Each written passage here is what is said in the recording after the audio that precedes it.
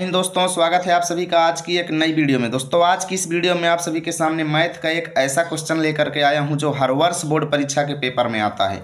तो भाई आपको भी कक्षा 10 का बोर्ड एग्जाम देना है मैथ का, तो आज की वीडियो आपके लिए सबसे ज़्यादा इंपॉर्टेंट है, क्योंकि इस मात्र एक वीडियो से पूरे के पूरे 4 से 5 अंक आपको बोर्ड एग्जाम में मिलने वाले हैं। जी हाँ दोस्तों, ये ऐसा क्वेश्चन है जो दीर्घ उत्तरी में पूछा जाता है।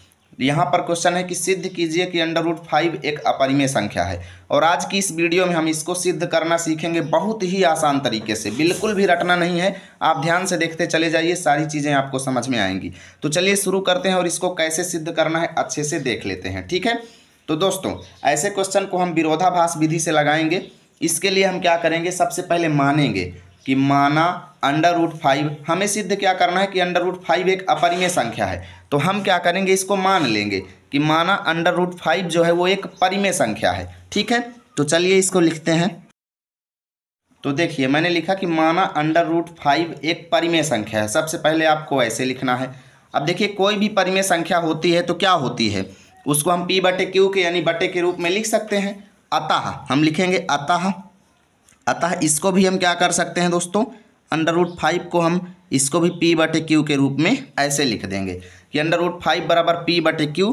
और कोष्ठक बनाना है दोस्तों, और लिखना है जहाँ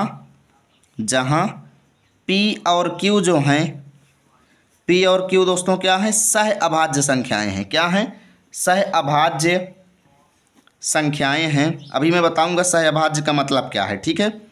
सह अभाज्य संख्याएं हैं और Q का मान जो है वो 0 के बराबर नहीं है। Q is not equal to 0। अब देखिए, मैं बताता हूँ सह अभाज्य का मतलब क्या होता है। तो दोस्तों, सह अभाज्य संख्याएं वो होती हैं जिनमें एक के अलावा कोई भी कॉमन गुणनखंड नहीं होता। यानी कि P और Q में एक के अलावा किसी से भी भाग नहीं दिया जा सकता। या तो आप P में 1 से भाग दे लो, या तो P में P से भाग दे लो, या तो Q में 1 से भाग दे लो, या Q में Q से भाग दे लो। यानी P और Q में एक और स्वयं के अलावा किसी से भी आप भाग नहीं दे सकते। ये सह अभाज्य संख्याएं हैं दोस्तों, और इनका मासा एक होता है, सभी लोग जानते हैं। इसका मतलब ये है कि P और Q में कोई भी उभयनिष्ठ गुणनखंड नहीं है। मेरे कहने का मतलब ये है, कोई भी कॉमन गुणनखंड इसमें नहीं है, ठीक है। अब इतना समझ में नहीं आ रहा है तो इसको आप ऐसे ही लिखेंगे एग्जाम में कि जहाँ P और Q सह अभाज्य संख्याएं हैं और Q का मान जो है वो 0 के बराबर नहीं है, क्योंकि अगर 0 के बराबर हो गया तो फिर ये हमारा अनवैलिड हो जाएगा, अपरिभाषित नहीं हो जाएगा, ठीक है। आपको ऐसे लिखना है। अब हम Q का उधर पक्षांतर करेंगे दोस्तों, तो Q इधर भाग में है तो उधर जाके क्या हो जाएगी, गुणे में हो जाएगा। तो Q√5 बराबर P हमको मिल गया। तो अब हम क्या करेंगे दोस्तों, दोनों पक्ष का वर्ग करेंगे। लिखेंगे दोनों पक्षों का वर्ग करने पर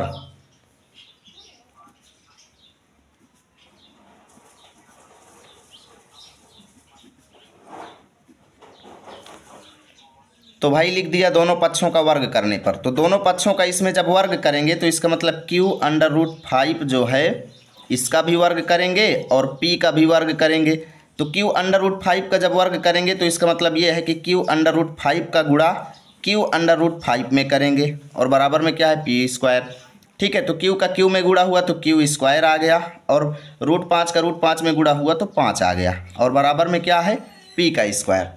तो यहाँ से हमको क्या पता चलता है दोस्तों, यहाँ से हमको ये पता चलता है, अगर इस 5 को हम उधर भेजेंगे, क्या करेंगे, इस 5 को उधर भेजेंगे तो क्या होगा, ये 5 जो है जाकर के P² को काट देगा। इसका मतलब यहाँ से हमको ये पता चलता है, अतः लिखेंगे अतः 5 जो है वो P² को विभाजित करता है।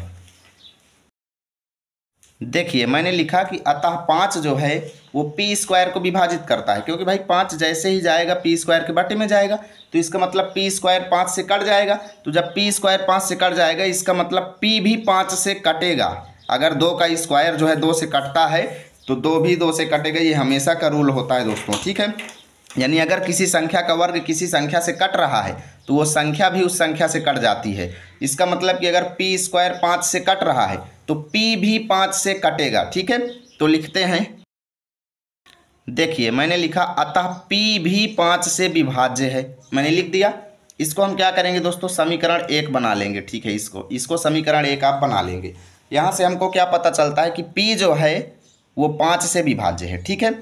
अब भैया जब P जो है 5 से विभाज्य है तो इसका मतलब P जो है वो जरूर 5 के गुणनखंड में होगा। तो इसको हम क्या करेंगे, अतः हम p जो है उसको 5 के गुणनखंड में लिख सकते हैं। जैसे p बराबर 5c हम लिख सकते हैं, जहाँ पर c की जगह पर 1 भी हो सकता है, 2 भी हो सकता है, 3 भी हो सकता है, जो कुछ भी हो सकता है ना। यानी p बराबर हम 5c लिख सकते हैं। क्यों भाई, अगर p 5 से कट रहा है तो इसका मतलब p 5 का गुणनखंड होगा।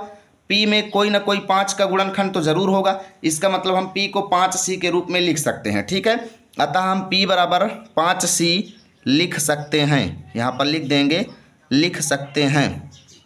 ठीक है, तो यहाँ पर लिखेंगे कि p बराबर 5c, यानी p का मान समीकरण 1 में रखने पर।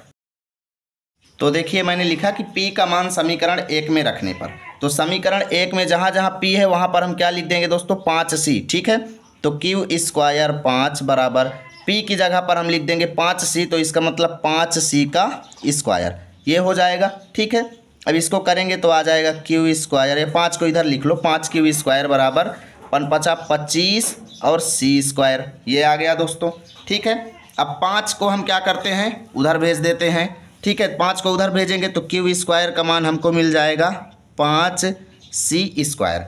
अब यहाँ से हमको क्या पता चलता है दोस्तों, अगर हम 5 को इधर भेजेंगे तो इसका मतलब ये है 5 जो है वो क्यू के स्क्वायर को विभाजित करता है। यहाँ से हमको क्या पता चलता है कि 5 जो है वो क्यू स्क्वायर को विभाजित करता है। ठीक है, तो इसका मतलब 5 जो है वो क्यू को भी विभाजित करेगा। चलिए इसको लिखते हैं। देखिए मैंने लिखा कि अतः 5 जो है वो क्यू स्क्वायर को विभाजित करता है, इसलिए क्यू भी 5 से विभाज्य होगा। तो ये बताइए मुझको, शुरू में हम क्या माने थे, शुरू में हम तो ये माने थे कि p और q सहअभाज्य है। इसका मतलब p और q में 1 के अतिरिक्त कोई भी कॉमन गुणनखंड नहीं है। परंतु हमें यहाँ पर क्या पता चलता है, हमें यहाँ पर पता चल रहा है कि भैया p भी 5 से कट रहा है और q भी 5 से कट रहा है, यानी p और q दोनों 5 से कट रहे हैं। इसका मतलब ये है, इसको हम लिखेंगे अतः p और q में 5 एक उभयनिष्ठ गुणनखंड है। ठीक है, मैंने लिखा अतः p और q में 5 एक उभयनिष्ठ गुणनखंड है। परंतु हमें यहाँ पर एक चीज़ का विरोधाभास ये मिलता है, विरोधाभास इस चीज़ का मिलता है कि हम माने थे कि p और q में कोई भी गुणनखंड नहीं है, यानी दोनों सहअभाज्य हैं। ठीक है ना, तो इसको लिखेंगे परंतु इससे इस तथ्य का विरोधाभास प्राप्त होता है कि a और b में 1 के अतिरिक्त कोई भी गुणनखंड नहीं है। ठीक है, चलिए इसको लिखते हैं। देखिए मैंने लिखा कि परंतु इससे यह विरोधाभास प्राप्त होता है कि p और q सहअभाज्य हैं, है ना, क्योंकि हम भाई p और q को सहअभाज्य माने थे और यहाँ पर पता चल रहा है कि दोनों में 5 कॉमन निकल रहा है। इसका मतलब p और q फिर सहअभाज्य नहीं है, इसका मतलब तो यही हुआ ना।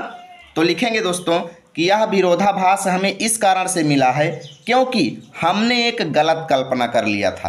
क्या गलत कल्पना कर लिया था कि √5 एक परिमेय संख्या है, हमने ये गलत कल्पना कर लिया था। ठीक है, तो इसको लिखेंगे यह विरोधाभास हमें इसलिए मिलता है क्योंकि हमने एक गलत कल्पना कर लिया है कि √2 एक परिमेय संख्या है।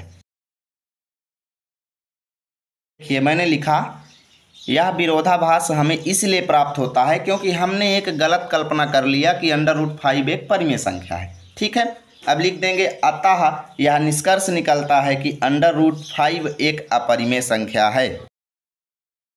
ये मैंने लिखा कि अतः यह निष्कर्ष निकलता है कि √5 एक अपरिमेय संख्या है। ठीक है दोस्तों, और उसके बाद लास्ट में आपको लिख देना है इति सिद्धम। इति सिद्धम माने यह सिद्ध हुआ। ठीक है, तो उम्मीद करता हूँ आपको पूरी चीज़ें अच्छे से समझ में आई होंगी और इसी तरीके से बोर्ड एग्जाम में इस क्वेश्चन का आंसर लिखना है। पूरे के पूरे 5 अंक आपको मिलेंगे, ये 5 अंक आपका कोई भी नहीं छीन सकता। यदि वीडियो अच्छी लगी है तो लाइक कीजिए, दोस्तों के पास शेयर कीजिए। मिलेंगे आप सभी के साथ अगली वीडियो में, तब तक के लिए जय हिंद, जय भारत।